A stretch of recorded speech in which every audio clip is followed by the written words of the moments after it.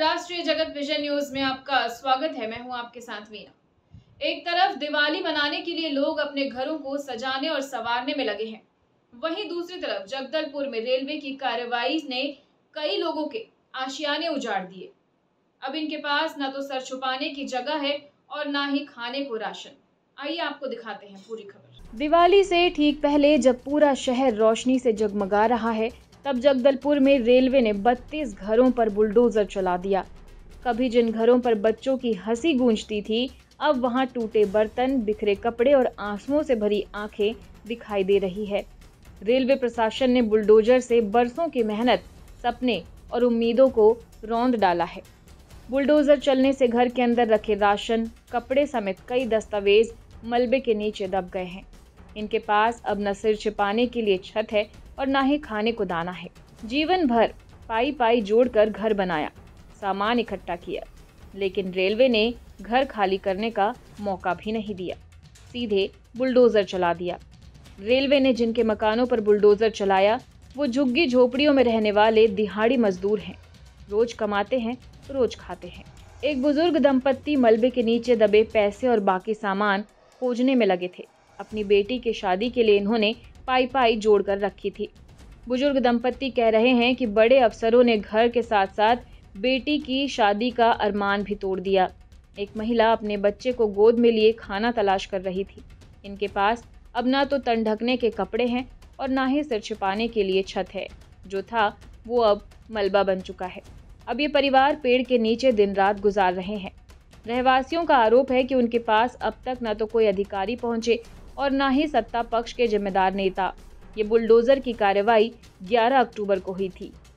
Railway की इस कार्रवाई के बाद बेघर हुए लोगों की मदद अब वार्ड के लोग कर रहे हैं।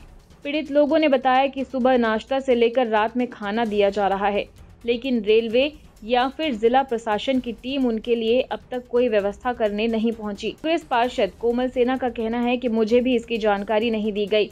उन्होंने रेलवे प्रशासन की कार्रवाई पर आपत्ति जताई है। उन्होंने कहा कि वार्ड पार्षद होने के नाते रेलवे विभाग ने मुझे किसी तरह की कोई सूचना नहीं दी। अधिकारियों ने कहा था कि सिर्फ 2 लाइनें तोड़ी जाएंगी, लेकिन बाद में बाकी झोपड़ियों को भी गिरा दिया गया। मैंने पहले भी प्रशासन से अनुरोध किया था कि जब तक इन लोगों को प्रधानमंत्री आवास योजना के तहत मकान न मिल जाए, तब तक इन्हें थोड़ा वक्त दीजिए, लेकिन रेलवे अधिकारियों ने नहीं माना और बिना सूचना, बिना नोटिस दिए मकानों पर बुलडोजर चला। देखिए, अभी रेलवे के द्वारा जो है यहाँ तोड़फोड़ का जो है कार्रवाई शुरू किया गया, जिसका जानकारी हमारे सम्मानित पार्षद कोमल सेना जी के द्वारा दिया गया। और यहाँ आने के बाद हमको यह पता लग रहा है कि पुराना नोटिस जो दिया गया था, उसके अलावा रेलवे विभाग के द्वारा जो है कोई भी बीच में कोई चर्चा नहीं की गई। और मैं आपको ये बता दूं, 2022 में जो नोटिस दिया गया था, उस नोटिस के आधार पर उस समय जिला प्रशासन, निगम प्रशासन के द्वारा भी ये बात की गई थी और यहाँ के जितने अधिकतर जो रहवासी हैं, उनका प्रधानमंत्री आवास के लिए फॉर्म भी भरा गया है। वो एक प्रोसेस उधर चालू है, पर जिला प्रशासन के द्वारा, निगम प्रशासन के द्वारा इनके साथ, रेलवे के साथ भी कोई भी कॉरस्पॉन्डेंस नहीं किया गया। आज उनको उनके द्वारा बताया गया। मेरे को किसी प्रकार की कोई जानकारी नहीं मिली थी कि यहाँ तोड़फोड़ किया जा रहा है। मेरे द्वारा जब निरीक्षण के लिए मैं जब हर दिन जैसे वार्ड में निकलती हूँ घूमने के लिए, इस तरह से मैं निकली हुई थी।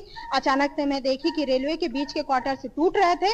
मैं जाके जब ईएन साहब से बात करी तो उनके द्वारा ये कहा गया कि 2 ही लाइन तोड़ा जाएगा, इससे ज्यादा नहीं तोड़ा जाएगा। कार्रवाई बिल्कुल संविधान के खिलाफ है और जबरन बेवजह परेशान किया जा रहा है। हमारा तो एक ही मांग है कि सभी लोगों को विस्थापन होने के बाद गरीब लोगों के घरों पर बुलडोजर चलाया जाए।